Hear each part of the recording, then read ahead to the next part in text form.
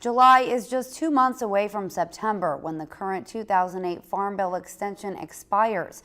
Senate leaders do not want to pass another extension, but the House failed to agree on passing their own version of the bill last June.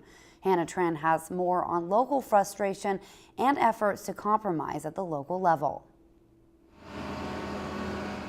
Uncertainty continues to linger over the Farm Bill, which failed to pass in the House this June. And I have no idea whether we can actually pass a bill or not. And that's the first time in my 23-year career that I've ever said that. The Farm Bill traditionally passes every 5 years, but due to political gridlock over food stamps, farm subsidies, and amendments, the fate for farmers may linger in limbo. Too much flying back and forth to Washington, and we go there Tuesday night and we leave Thursday afternoon. You can't operate like that.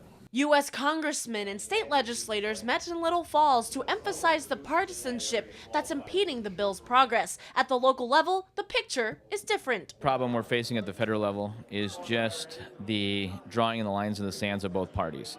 We're sitting down here more worried about whether or not the crops are going to make it through the growing season, and at the federal level, they can't just come together on this bill. Central Minnesota leaders and residents expressed dissent at the disconnection felt with officials at the national scale. So in the past, we've had a stronger coalition between urban and rural congressmen, and that kind of fell apart here. Despite growing frustration from the delay, local representatives have seen collaboration at the state level. Whether you're a Republican or a Democrat, that we all sort of understand just how important the farmers and livestock producers are to our economy and to our way of life here in America. There's one thing that farmers are certain about. They are craving certainty itself to plan ahead and thrive. Hannah Tran, Lakeland News. Now, the next step is unclear. However, several options on the bill have been suggested.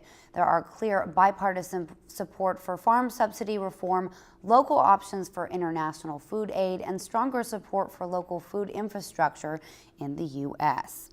If you've enjoyed this segment of Lakeland News, please consider making a tax-deductible contribution to Lakeland Public Television.